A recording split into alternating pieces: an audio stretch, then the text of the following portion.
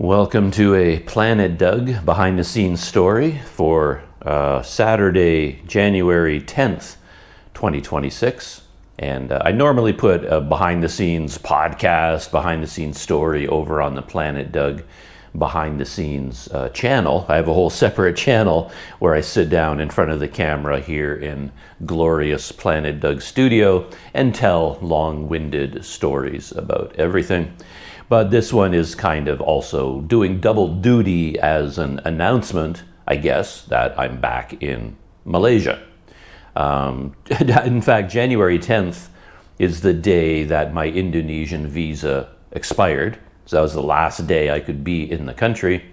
And I booked my flight for January 9th, one day before the visa expires, just to give me one day of grace in case something goes wrong and I still have a day to make other arrangements and get out of the country. So anyway, I'm back in Kuala Lumpur. I'm staying at the Raja Boat Hotel where I was staying before. I looked at all the different hotels in KL, and this one just had the best price.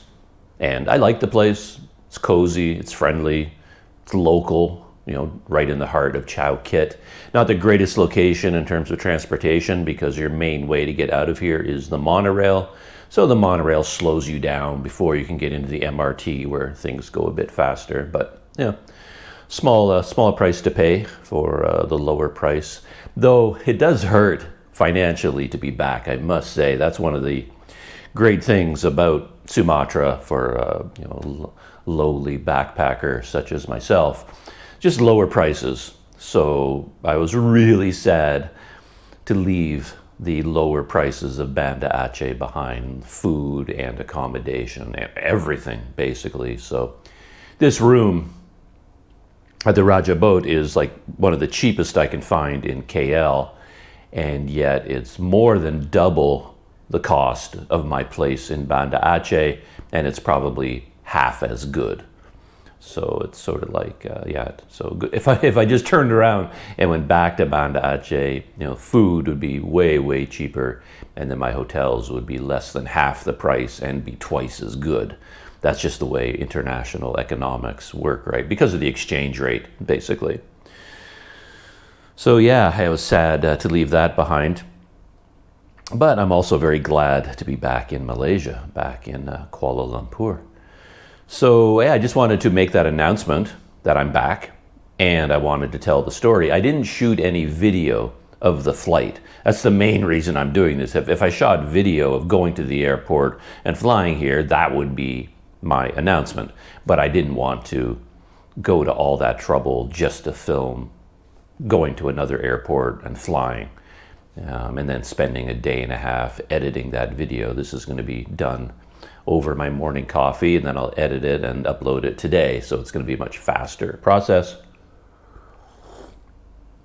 Of course, I just could have put an announcement as a post on Patreon or on YouTube posts, but nobody ever looks at those anyway. So you might as well not do that at all. So here I am telling a behind the scenes story. So I was in Banda Aceh. I was staying at a hotel called the Mulana Hotel, and I booked a flight for later in the day than I normally do. In the old days, I would be going by ferry out of Tanjung Balai, which is a lot of fun. I really enjoy that trip. Or I might fly out of Medan, and then I would get a daytime flight out of Medan. But from Banda Aceh, I couldn't. The only flight I could get a seat on left at about 6 o'clock local time, because it's 1 hour difference between the two countries. So it's the actual time was 5:45, but we didn't really leave until 6. So it was a 6 o'clock flight. That was the flight that I booked. And as always, the flight killed me. I don't know what it is. I must be an ultra wimp. It's a 1 hour flight. I mean, the plane takes off and it rises to cruising altitude. By the time it gets to cruising altitude, it just gets there and levels off. And then the captain says, "Ladies and gentlemen, we're beginning our descent." And then they go back down again to KL. I mean, it's just sort of up and down. It's a 1 hour flight. And you'd think you could breeze through that. But by the time the dust settles, I'm exhausted. Like, I'm going to need all day today to recover from that flight. And I guess I don't treat flights properly as well. I don't make them enjoyable because I hate being ill on a flight, for one thing. So I don't eat. Like, the day before and the day of the flight, I just don't eat because I can't stand it if I happen to be sick. And then now you're stuck on an AirAsia flight where you can't move, you can't get to the bathroom, and you're dealing with stomach cramps. And I mean, it's just and you're at the airport constantly rushing to the bathroom while you're trying to go through customs and immigration and check in. It's just awful. And I just hate needing to go to the bathroom in general. So I don't eat and I don't drink. And I'm very systematic about packing and organizing and getting things done. So it takes a long time. And I go to the airport really early because I don't like to rush. I don't like to make mistakes. So even though it's a 1-hour flight, I guess I turn it into an ordeal. Like, even at the airport, I mean, if you were traveling on a higher budget, maybe you can get a private lounge and you go into the lounge and you have your cheese platter and your fruit platter and your comfortable chairs, and you can have, or even on a low budget, there's always a coffee shop. You can go sit down, you can relax and just enjoy it.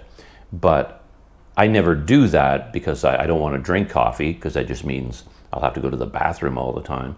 And I don't want to eat food because I could have stomach upsets, which I'm very prone to. So yeah, I don't eat, I don't drink, I don't go into any lounges, and it's exhausting. So, oh yeah, yesterday I was exhausted when I got here. I went through the whole flight in almost a dream-like state, which is very unusual for me. I'm usually very focused and I see details and I'm noting things constantly. But yesterday I was just sort of like half asleep or something. I didn't come to grips with what I was doing. Maybe I've flown from Sumatra to Malaysia so many times that my brain just thought it was a dream or something. Oh yeah, am I actually doing this? It doesn't feel real. And so half of my brain just turned off, and just a little bit was left to motor my hands when I had, just use my hand to hand over my boarding pass and my passport. And that's all I needed to do from time to time, right? But yeah, I was in a dream state. And then today, waking up, I'm exhausted. Couldn't sleep last night. I was all stressed out from the flight. Yeah, these flights, 1-hour flight, and it kills me. So I had a 6 o'clock flight, which means, according to the rules, standard procedure, you should be at the airport by 4, right? 2 hours early. And I had a feeling for Banda Aceh, you didn't really need to do that because it's a very small airport. More about that as I tell the story. It's a very small, informal, casual sort of airport. You're not going to get stuck behind huge lines. There aren't going to be delays. It's just a very small place. So arriving there 2 hours early really isn't necessary at all. And the way the airport works, it's even more unnecessary, as I'll talk about in a minute. But I also had problems I was anticipating with my visa, because when everything went wrong in Sumatra this time around, it was just like one issue after another. And one of them was that when I landed with my e-visa, I had a 30-day e-visa on arrival that I got online. And there were some issues when I went through immigration at the airport when I landed. I didn't know what the problem was, but they said there was a problem, and they spent a long time on the computer doing things.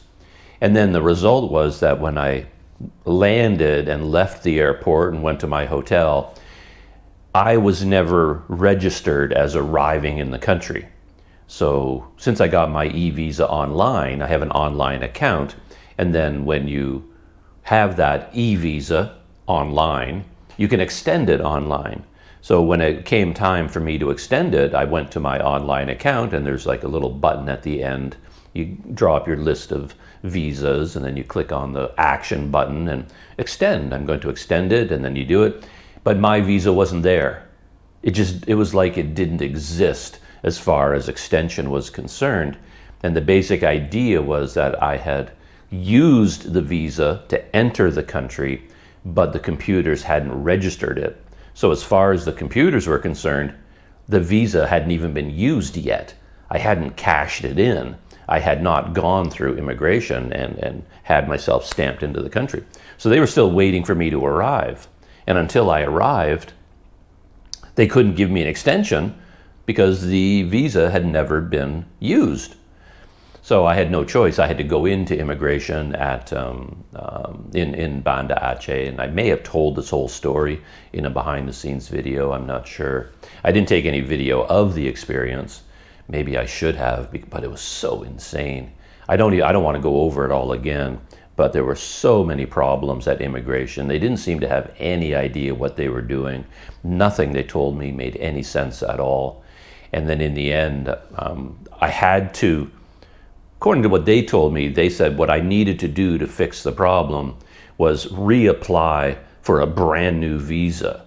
Like just go to the online Indonesian website and just start the process where you apply for a visa and then fill out all the information and go through all the steps. And they said if I did that, then somehow it would fix this log jam where my other visa would get bumped through the system and suddenly it would appear. And I was like, I don't want to apply for a new visa. I'm nothing they said to me made any sense at all. Nobody there seemed to have any clue what they were doing.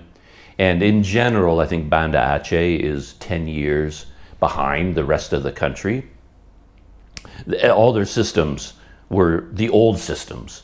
Everything that I was accustomed to doing in other cities all around Sumatra, they didn't do it. So even when I got to the time to pay for my visa extension at immigration, I'm looking for the payment button online, and there is no payment button. And they said, no, we don't. They said we don't accept international credit cards. Unless you have a local credit card, you can't pay that way. And I was like, what are you talking about? I've been doing this for years, and I always pay for the visa extension online with a credit card. There's a whole system in place. I mean, anyway, they said, no, you can't do it here. You have to go to a bank. So anyway, they're still using the system from 10 years ago. The rest of Sumatra has updated to new systems, but they're still using the old systems, apparently. So there I am doing this weird process to get my visa extension, and I finally get to the visa extension forms, and none of the forms could be changed. So they were like pre-filled out, and they filled them out incorrectly. So I was listed as female, like there's male, female, and the female box was ticked off, and I couldn't change it. You couldn't switch over to male.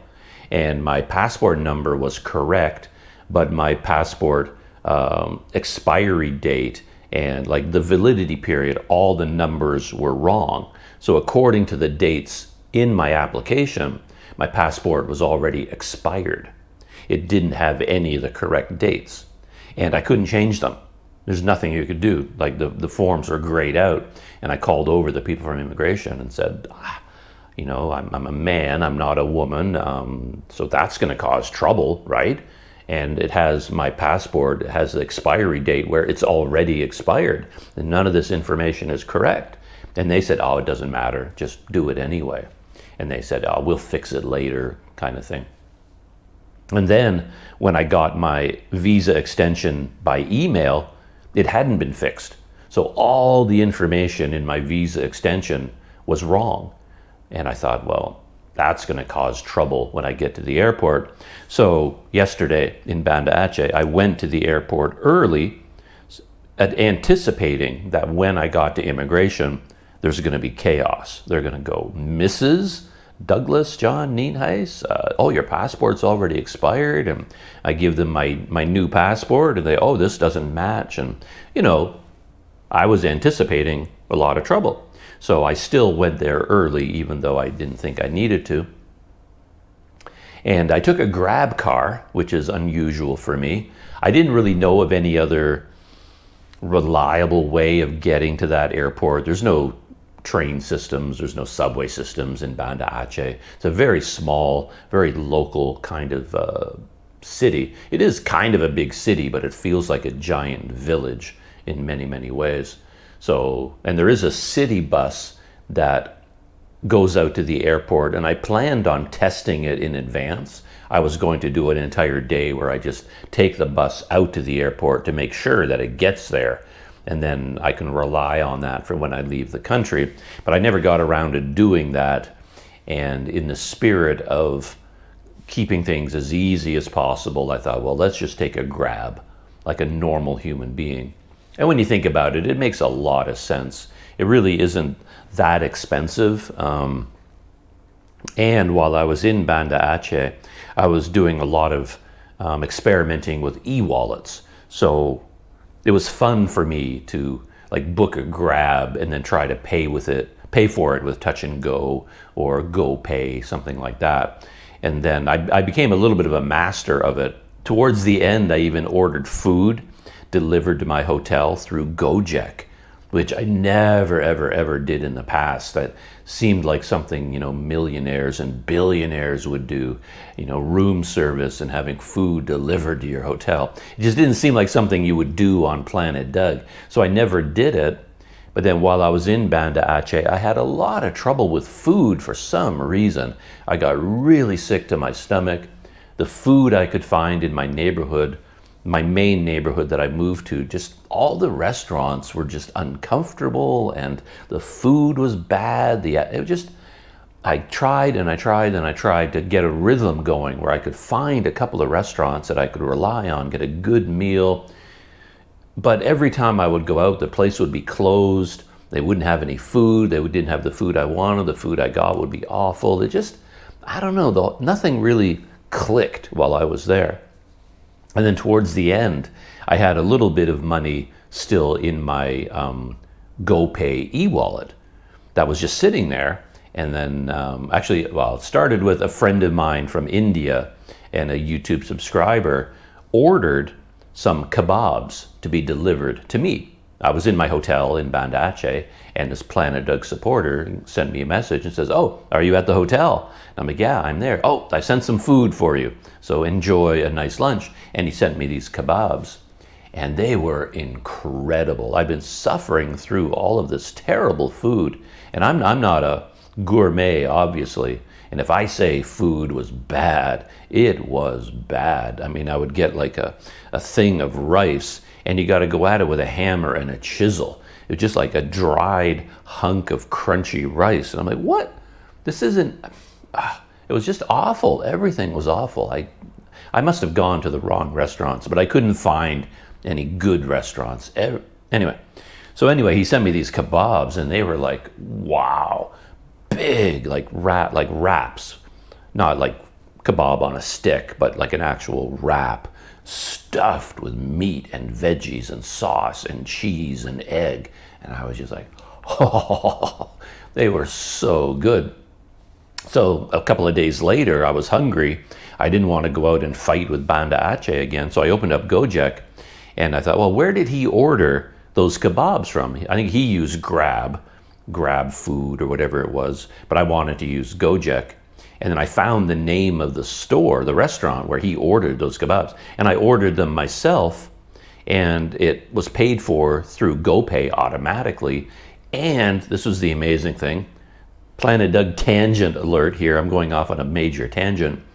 They gave me huge discounts. Every time I used Gojek, I got offered coupons, promotions. I don't even know what they were connected to, why I was getting all these promotions. But I would order 2 of these kebabs with delivery. It might come to like 80,000 rupiah, which is a lot of money for me to spend on a meal in Indonesia. But then there would be a coupon, and it said, "Oh, would you like to apply this coupon?" It would be on the checkout page. And I went, "Yeah, I guess I do. I don't know why, but okay." So I'll click on it. 45,000 rupiah deleted. Less than, it was more than a 50% discount on my order. And I got that again and again and again. So everything I ordered online was 50% off. And because you're ordering through Gojek, you can pick and choose good restaurants, like on the other side of the city, that have an amazing reputation. And the food I got delivered to my hotel was incredible. Everything I ordered, kebabs, your basic Indonesian dishes, ayam kabar, ayam penyet, everything I ordered was so much better than anything I could get if I went out to a restaurant. And I ordered a couple of times, like from KFC, and KFC, you wouldn't, you might think, fast food junk. But that KFC chicken was big and filling and delicious and juicy. It was just so good, way better than any of the chicken that I got in any of the restaurants in Banda Aceh. So because I had this money on my e-wallet that I could use, it was extra money and I thought I'd use it up. So my last few days in Banda Aceh, I just ordered food delivered to my hotel and was living the good life that way. And I still had a little bit of money left. So I thought, well, why don't I take a Grab to the airport? And I checked, and the Grab price to get there was 93,000 rupiah, which is 22 ringgit, $5 US. And the local city bus, I think, would be 15,000, so a lot cheaper. But I mean, finding out, you have to go to the central area to get the airport bus. You'd probably have to wait an hour to get on the bus, and I've got my backpack with all these other people. It's uncomfortable. By the time you get to the airport, it's going to take you hours to get there, and you're going to be hot and sweaty and tired. So I did the Grab, and I took, for 22 ringgit, got me to the airport in plenty of time. That was really nice. So things were going well, though. To back up a little bit to tell another Planet Doug story, I made a mistake at the hotel at the very end because since my flight wasn't until 6, I wanted to have like a late checkout. And to be honest, I thought the hotel would just say, sure, because I just wanted to stay until like 2 or something like that. Instead of checking out at noon, can I check out at 2? And by that point, I had been staying at the hotel for a long time. I'd been there for weeks. And I always cleaned my own room. I always dealt with my own garbage. They never had to do anything. They saved a lot of money. They made a lot of money from me because they never had an empty room. I was there for a long time, a regular customer, got to know the family. It was like a Chinese family that ran this hotel, managed it, probably owned it. And as often happens with that kind of family-run hotel, particularly a Chinese family, they set up a whole bunch of tables in the lobby, and they took over the lobby as their family room. So all the family members were staying in the hotel. They all piled into these rooms down on the main floor, and then right outside their rooms, they had all these tables set up, and it was their dining room table and their kitchen table, living room. They basically turned the lobby of the hotel into their own apartment.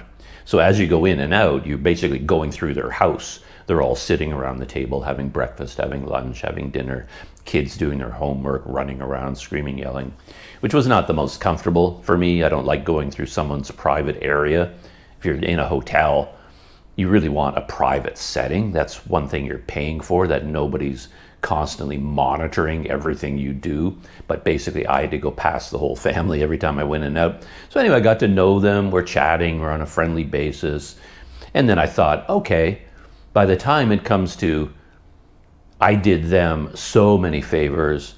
Now, I would like, can I just check out at 2? And I wrote out a message on Google Translate, and I said, can I pay for late checkout? Say 2 or 3 o'clock. Would that be okay? And I knew I shouldn't have done that because they just basically said no. I always feel like I stay in a hotel for a long time. I feel like it isn't a business anymore. I forget that these people are there to make money. They're not my friends, right? You stay in a hotel, you think you've made friends. No, you haven't. It's a business, and as soon as you ask for a favor, they're not your friends anymore. They want their money. So you can stay there as long as you have money, but the second you stop paying, you're out the door, right? It's a business, and I always forget that. So anyway, but I did go down, and my little message, is it okay, if I check out at 2 or 3? And they really seem to have a problem with it. They're like, and a whole bunch of people were talking. I'm like, oh, for Pete's sake, why is this so difficult? And then they said, yes, but for 100,000 rupiah, if I want to stay 2 more hours, 100,000 rupiah. And I was like, oh, for Pete's sake, like, come on. I mean, if you're going to ask for 40,000, 50, that seems reasonable to me. When I check out of a hotel room, I clean it even before I check out. I clean the bathroom, I sweep the floor, I make the bed, I carry out the garbage. It's just what I do. I've got time on my hands. My mother taught me well. I hold the door open for strangers. It's what I do. So I figure, okay, I'll pay a nominal fee, but they wanted 100,000 rupiah. And that instantly gave me like a negative feeling for the hotel. I had all good feelings up until that point, and then I went, oh, okay, come on, stab me in the back. And then I looked on Agoda, and if I booked the room for 1 more night, which I didn't need, of course, but 1 more night was 110,000 rupiah. So I just told them, no, thank you. I'm not going to pay you 100,000 in cash. I'll just book it through Agoda, and then I'm completely free. I can stay as long as I want, and we don't have to have this big discussion. Because I did have the feeling, too, that even if I did pay them 100,000 for late checkout, they wouldn't tell the housekeeping staff. There would be miscommunication, and the housekeeping staff would be banging on my door, telling me to get out. I knew there would be trouble, so I just said, I'll just book it on Agoda. And boop, boop, boop. And I paid for 1 more night for 110,000 rupiah. And then I was completely my own. I can just do whatever I want. It was my room for 1 more day, 1 more night, and there was nothing they could do. So anyway, that left a little bit of a bad taste in my mouth when I left the hotel. But the Grab got there. No, it was I booked a Grab. Yeah, I booked a Grab car, and I was going to pay for it with GoPay, with my e-wallet, with Pay with Chris. And then, we zipped out to the airport. 93,000 plus 5,000 at the gate. The driver has to pay 5,000 to go into the airport grounds, and you have to reimburse. So it's basically 100,000 rupiah was the cost. So I'm there really early, and as I said, what I like to do when I go to an airport, get there early, check in right away. I'm not messing around. Check in and blast through immigration. Like, I want to get through immigration as fast as possible because I'm stressed out about immigration all the time. And I can't relax until I've been stamped out of the country.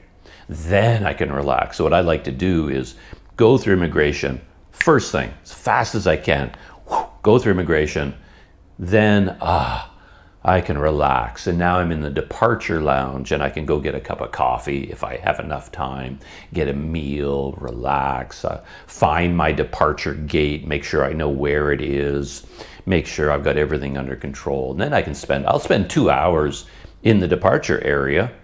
I don't mind. I've got tons of stuff to do on YouTube, replying to comments, sending messages to people, friends of mine in Malaysia, telling them I'm coming back. I got tons of stuff to do.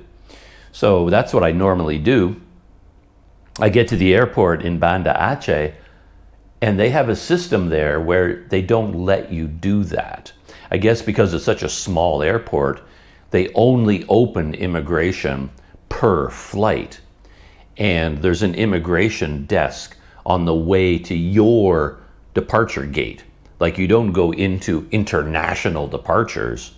It's more like there's a tiny section of the airport where the one plane flying to Malaysia, that's where it is.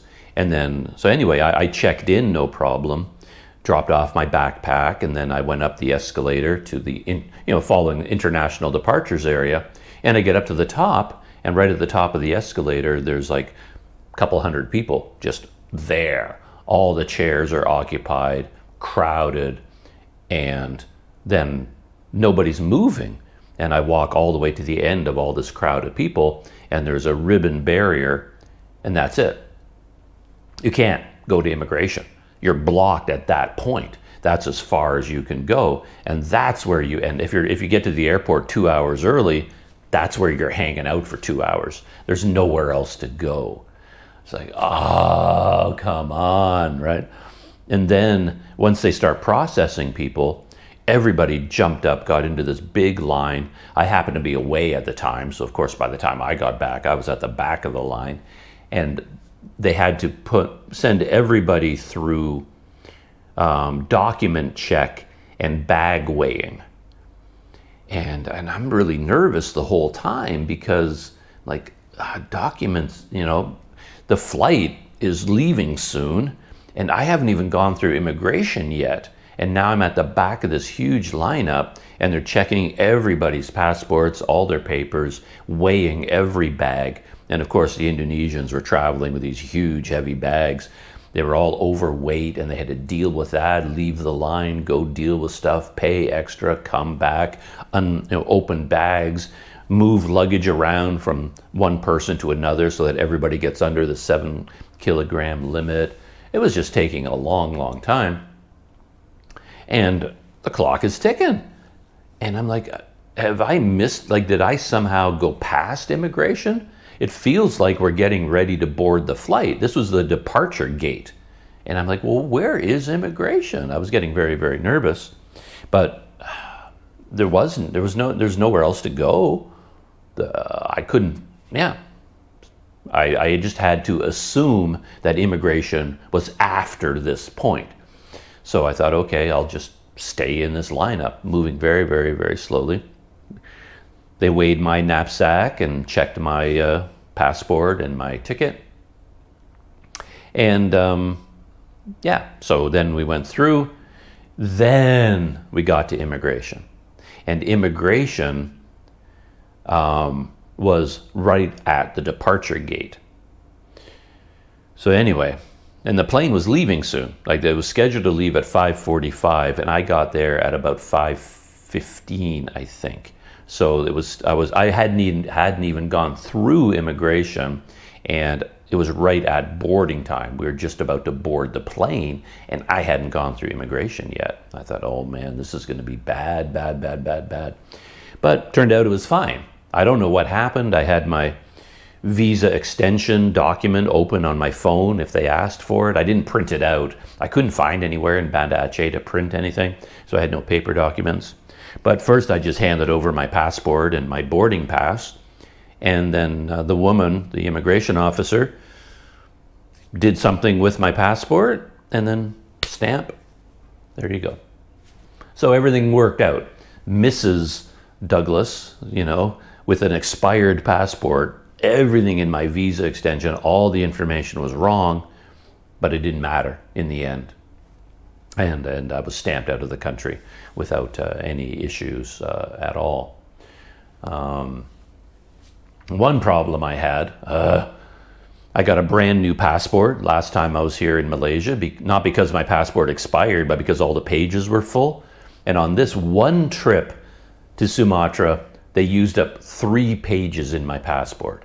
When I left Malaysia, they put a stamp, middle of the first. No, they put it in the middle of the second page.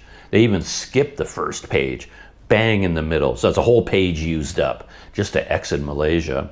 When I got to Indonesia, they actually did go to the first page and they put their stamp middle of that page. And now that I think they stamped that page again on my way out. But when I entered Malaysia, the immigration officer went to page number 3 and put my entry stamp in the middle of that page. So now 3 pages of my brand new passport gone. And it's like all of those could have filled half a page on the first page. It's like, you got to train your immigration officers to have some courtesy. I know they got a job where they're stamping a lot during the day, but maybe it would take them half a second just to find an open space on the last page and put it down in the bottom left-hand corner. Anyway, that annoyed me. When I got this new passport, I was thinking that the modern e-gate was going to save me, because it's another 10-year passport, but at the normal rate of stamping, it would be filled up long before I reached 10 years. But I thought so many countries now use automated systems where you just scan your passport and there's no actual stamp. So I thought for this trip, I can finally use an e-gate. Even going into Indonesia, I thought maybe I could use an e-gate because they have them in Medan now. I did use the e-gate there. But in Banda Aceh, as I said, they're a little bit behind. I think the technology there is behind the rest of the country. And the airport is a very small, very simple one. So there's no e-gates in Indonesia. And there are in KLIA here in Kuala Lumpur, of course. So I was thinking, oh, wow, I can finally save pages on my passport. I can just use my brand new passport in the e-gate system. But then when I filled out the MDAC for Malaysia, the Malaysian Digital Arrival Card, I did that, of course, in advance. You're supposed to. And then you can go online to check your records. They give you a PIN, and you can enter the PIN into your online record and see what's going on with your immigration status and expiry date for your visa. And you can see whether you are eligible for e-gate entrance. So I went to the website and I typed in all my details to see, am I eligible to use the e-gate? And it said, no, you are not eligible. And then I started freaking out because I thought I had been flagged, because when I left from Malaysia, I had my old passport and my new one, and at the airport, they had to take me to a special office to transfer my records over from my old passport number to my new passport number. And they gave me a pretty serious lecture about my life and activities. They were very very aggressive, telling me that I had been going in and out of Malaysia too much. And they wrote a whole bunch of stuff on my passport. So I thought maybe I had been red flagged, that if I try to come back into Malaysia, they're not going to allow me into the country, or they're going to say, oh yeah, you can come in, but we're going to give you 2 days to book a flight out, or something like that. I was anticipating the worst, as I always do when it comes to immigration. So I thought it would be really nice to be able to use the e-gate, just scan my passport, and then I don't actually have to be interrogated by an immigration officer.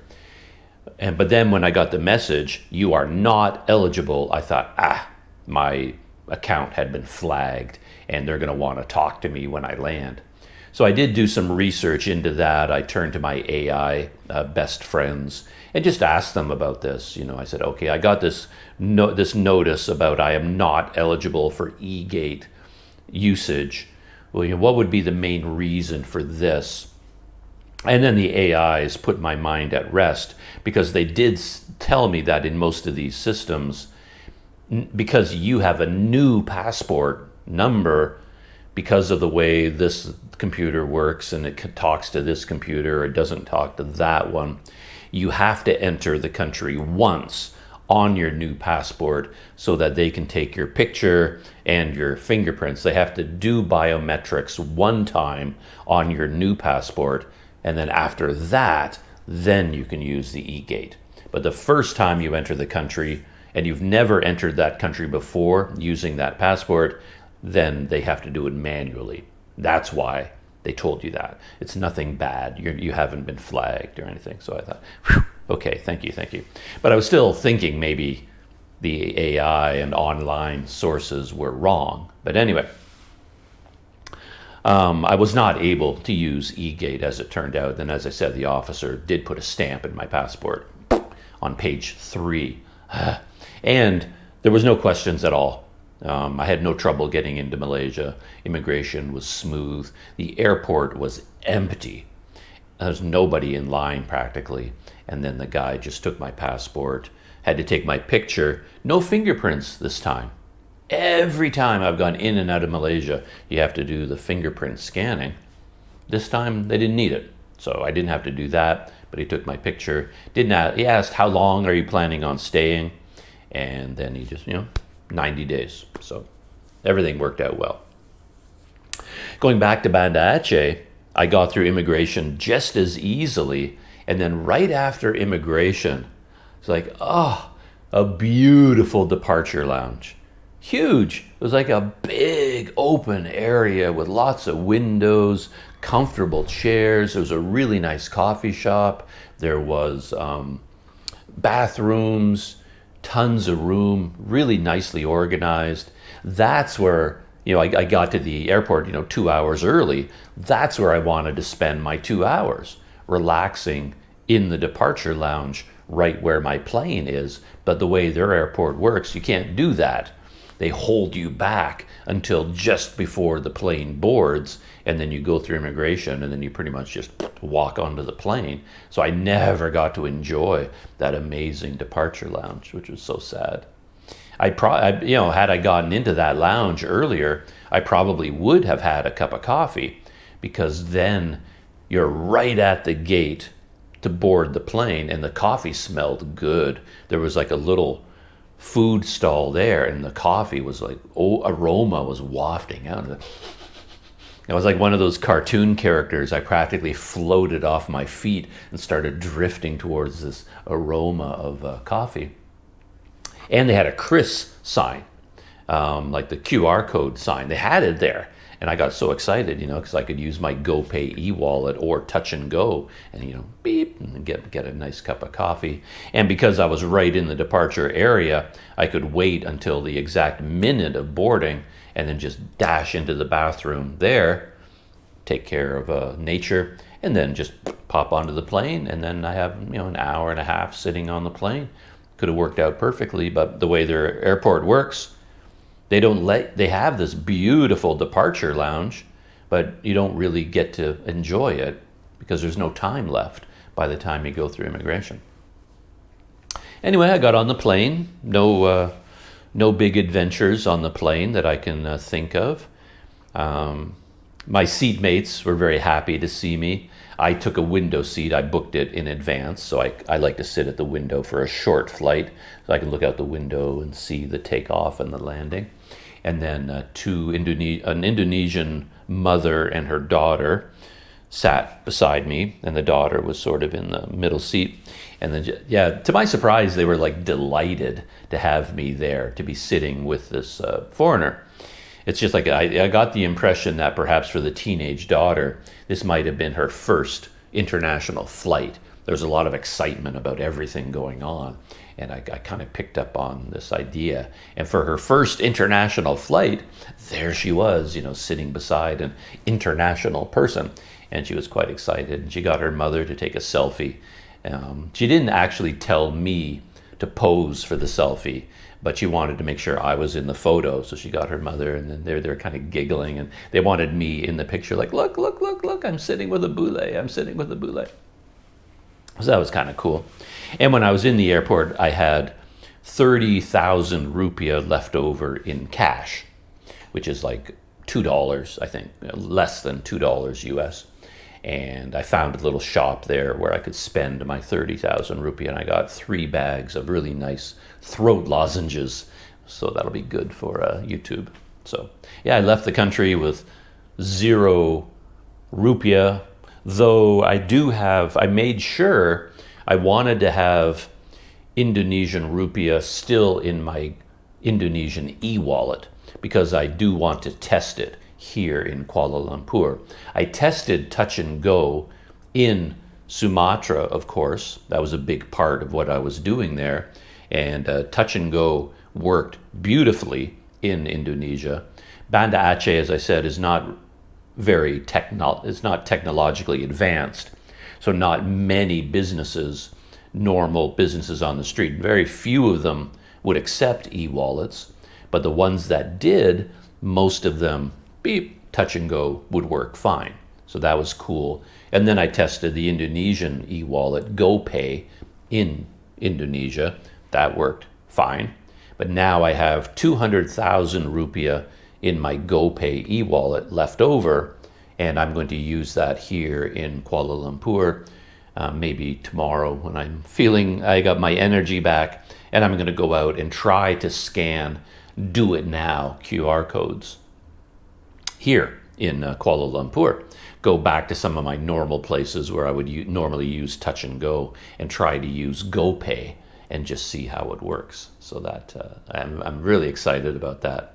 I'm particularly interested to see if it works at local shops, like not big companies, but just at, side of the road. I mean, so many places here in Kuala Lumpur accept touch and go, that accept QR code scanning, do it now. And they're just small family-run businesses. I'm very curious whether GoPay works to scan their QR codes. And I want to find out whether 7-Eleven will, because that was the one limitation of touch and go in Indonesia.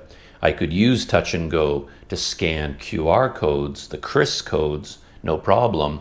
But in convenience stores, you don't scan their code, they scan your code.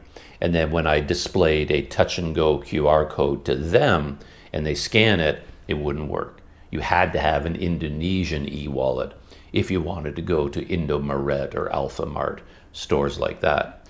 And then here in Kuala Lumpur, it's the same with 7-Eleven, 99 Speed Mart, stores like that. They scan your code. So I show them a touch and go code and they scan it. But if I show them a GoPay, basically a KRIS code, and they scan it, can they process the payment? That will be the key to this whole thing. So yeah, I left the country with no rupiah in cash and 200,000 rupiah in my e-wallet that I'm going to be testing. So I'm on the plane, took a secret selfie with the mother and the daughter, and then plane went up, plane went down. We landed in Kuala Lumpur at KLIA, and then when I came off the plane and I entered the airport here in Kuala Lumpur, mind blown. Just, I mean, that's one of the great joys of changing countries, where flying in particular, I guess, because it is so dramatic to change from one country to another. And like, I was in Banda Aceh for 2 months. It's not a lifetime, but it was long enough to just get accustomed to it. This is how the world is. You start to accept Banda Aceh, the people, how they dress, how they behave, the food, the traffic, the cars, the buildings. Just life there becomes normal for you. And then you fly to a new country and you'd like change so dramatically. And I went from small, traditional, quiet, easygoing Banda Aceh, and I entered the airport, KLIA, and it was just like mind-blowing in a good way, because there was suddenly so much variety. I was like the girl sitting beside me was so excited to be sitting beside a foreigner, like bule, bule. I was like that. I was like an Indonesian seeing the outside world for the first time. My eyes were like wide open because there were other foreigners. Like, I never see foreigners, but suddenly, because I'm in a major international hub, there were foreigners everywhere. All kinds of Americans and Canadians and Australians and Europeans, and every single one of these bule, these foreigners, of course, they're giant people compared to the Indonesians. They all kind of look like me, a bit taller, 6 feet tall, and coming from all these different countries. They are all dressed in a different style, different types of clothing, from like fashion chic to beach wear to and all kinds of different hairstyles, long, short, cropped, different colors, braids, dreadlocks. People walking around with headphones on, kind of dancing and listening. It was like, what is going on? It was like a circus of people from all around the world. And it was so interesting to suddenly get this blast of an international feeling, as well as the Malaysian multicultural feeling. Because in Banda Aceh, everybody looked the same. The women in particular, of course, because it's a very conservative, very traditional society in Banda Aceh, and all the women are covered, and the clothing just sort of drapes over them, and they all look the same. Everybody dresses that way. There's very little variety in the people, particularly where women are concerned. And then suddenly there I am at the international airport, and of course you've got the three major cultures of Malaysia, the Malay, Chinese, and the Indian, and they're all dressed differently. And they're all incredibly fashion conscious, dressed in the best clothing they can buy. Everybody looked beautiful. Everybody looked interesting. It was just like I don't know. And then there was so much variety in everything else. The suitcases were different, like the way people were carrying their luggage in Banda Aceh. Everybody had the same thing. But suddenly in Kuala Lumpur, the airport here, there was like a massive variety of bags, styles, bright colors, and then behaviors too. Banda Aceh people were very kind of sedate and slow moving, but suddenly in the airport here, people were running and laughing and joking and pushing people, and like friends pushing each other, joking and laughing, and I don't know, it was just like being in the middle of a carnival. And that was so interesting to get the contrast so quickly. And then a friend of mine picked me up, KY, strong Planet Doug supporter. He arranged to pick me up at the airport. So I just, I went through customs and immigration. Everything was smooth, no problem.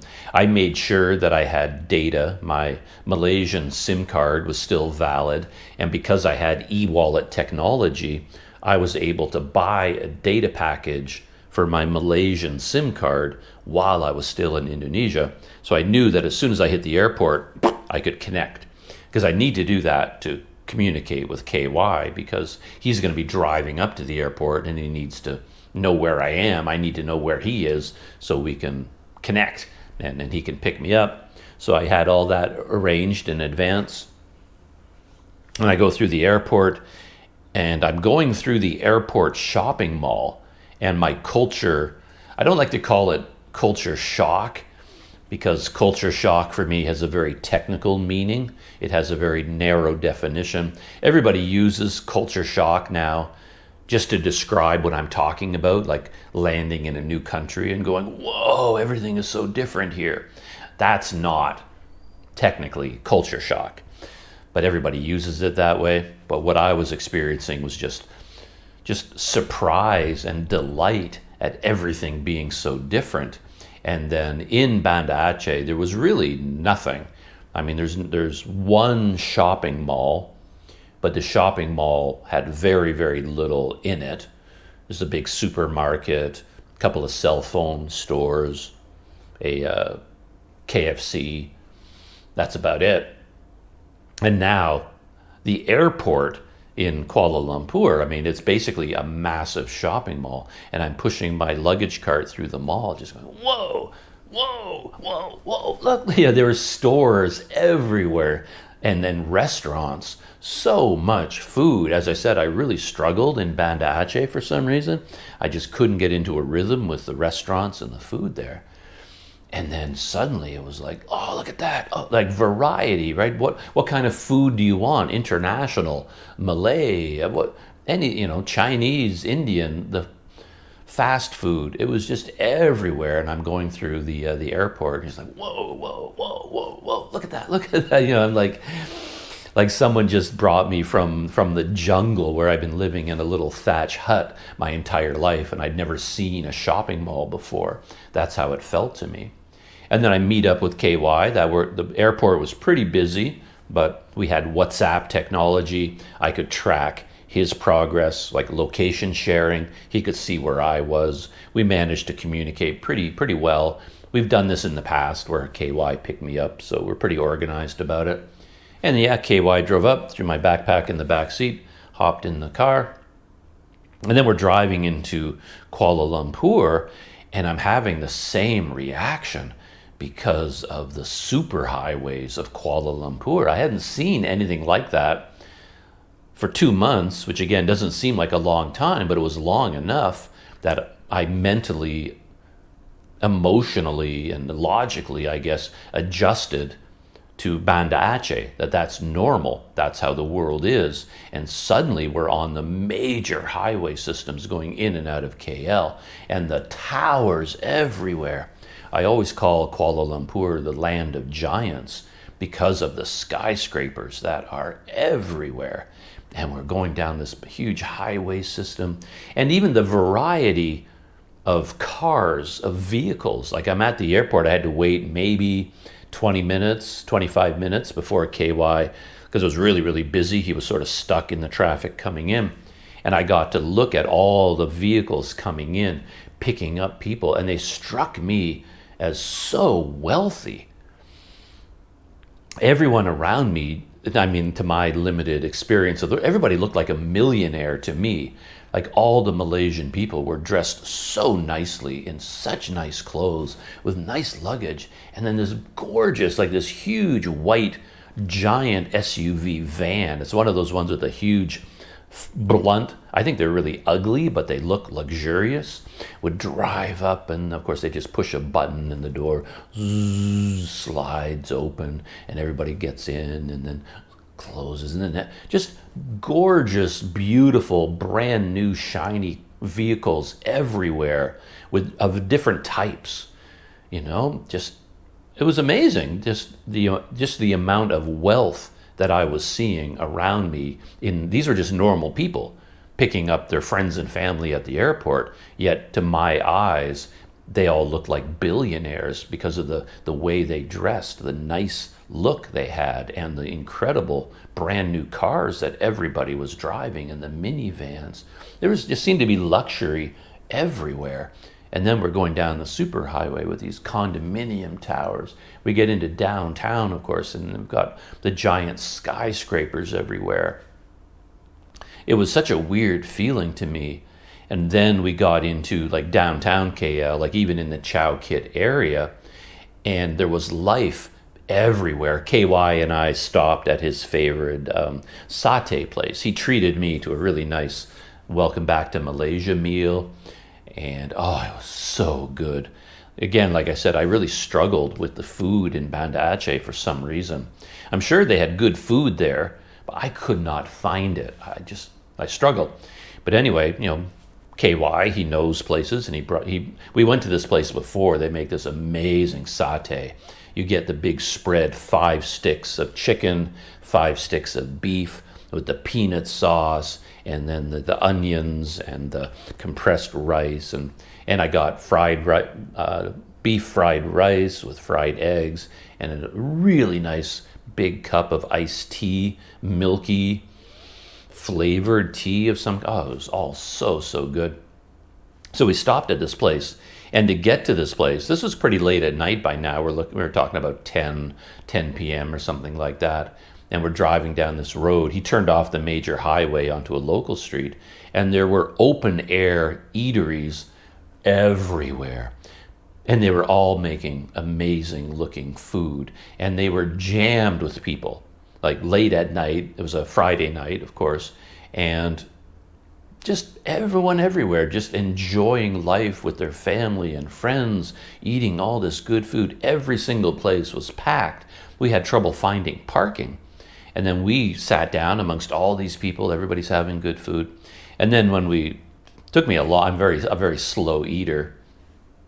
I started to get a little bit worried because I'd reserved this room and paid for it in advance for 5 nights through Agoda.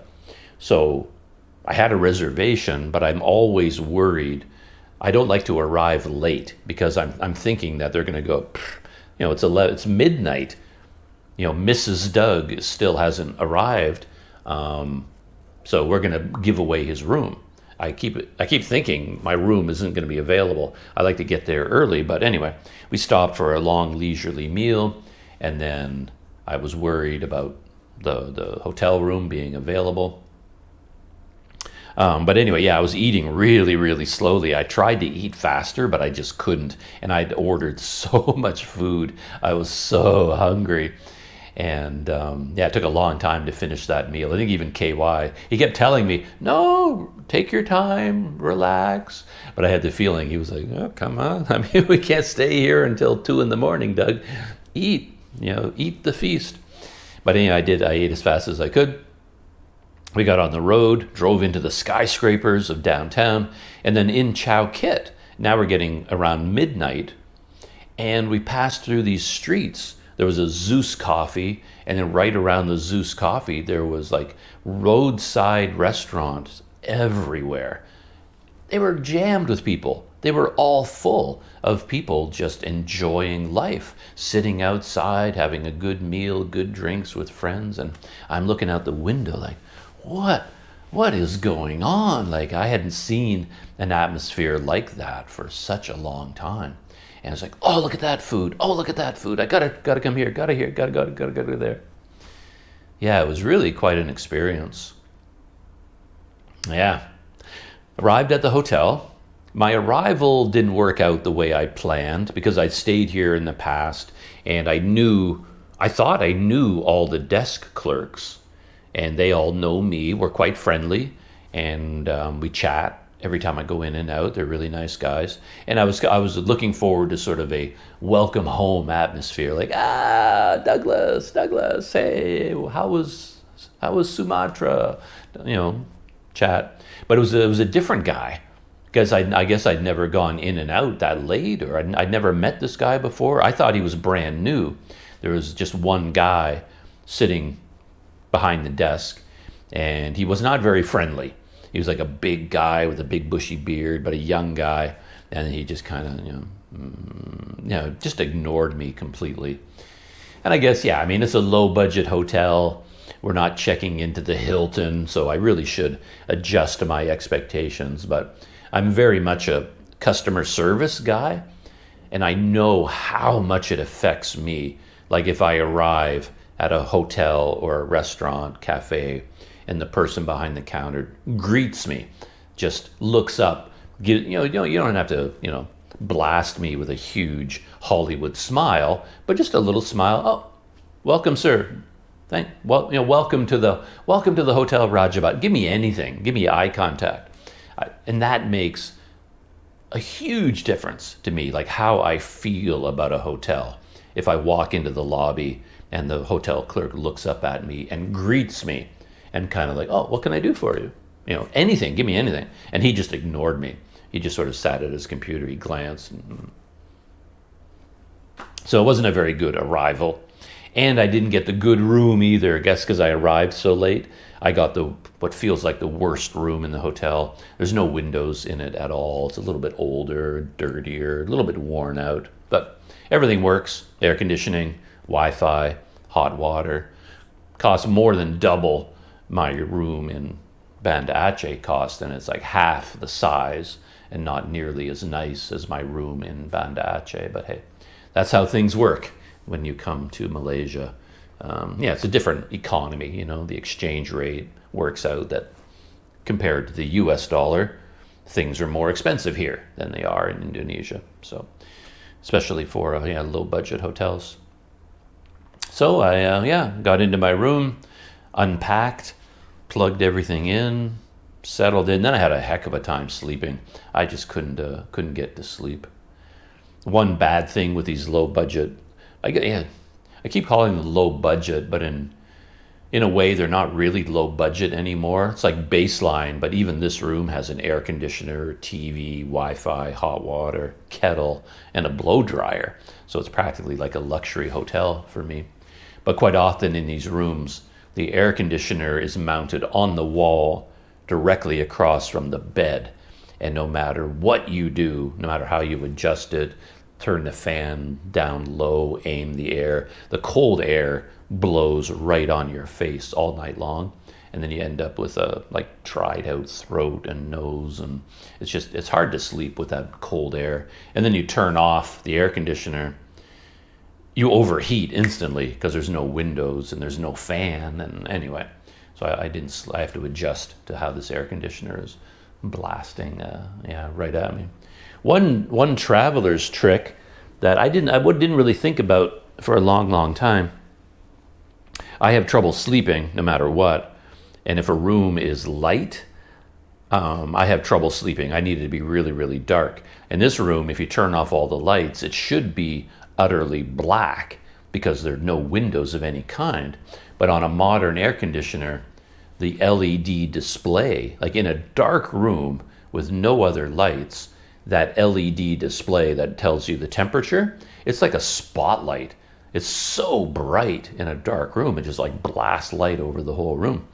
But it turns out that with a lot of modern ones, there's a button on your remote. You can turn off that light. Quite often I cover them up with tape.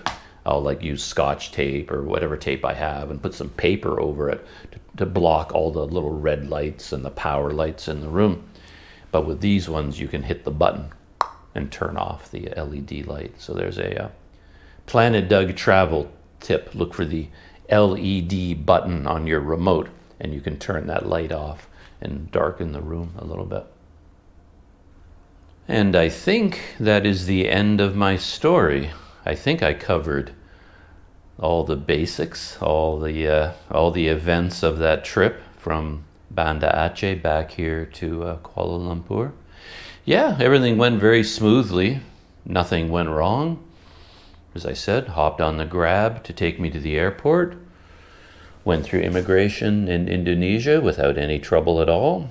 Welcomed back to Malaysia by immigration without any issues at all. Got the 90-day social visit pass stamped into my passport, which is really nice. And met at the airport by a good friend, KY, and he drove me right here to my hotel where I'm enjoying. I'm going to plug in my kettle for a second cup of coffee this morning. Yeah, nothing could have worked out any better than that. It was such an easy journey in a way. But as I said, it must be me, such a wimp. 1 hour flight and I'm just exhausted at the end of it. And then today too is going to be like a write-off day. I have to recover from the rigors of my 1 hour flight yesterday. I don't know why that is, but yeah, really knocks me for a loop. So that's it. Shutting down for now, and either this afternoon or tomorrow, depending on how things work out, I'll be out on the streets, and I just want to try out the GoPay e-wallet, see how it works here in Malaysia. That ought to be a little interesting experiment. All right, that's it. Shutting down. Back in Malaysia. See you in the next video.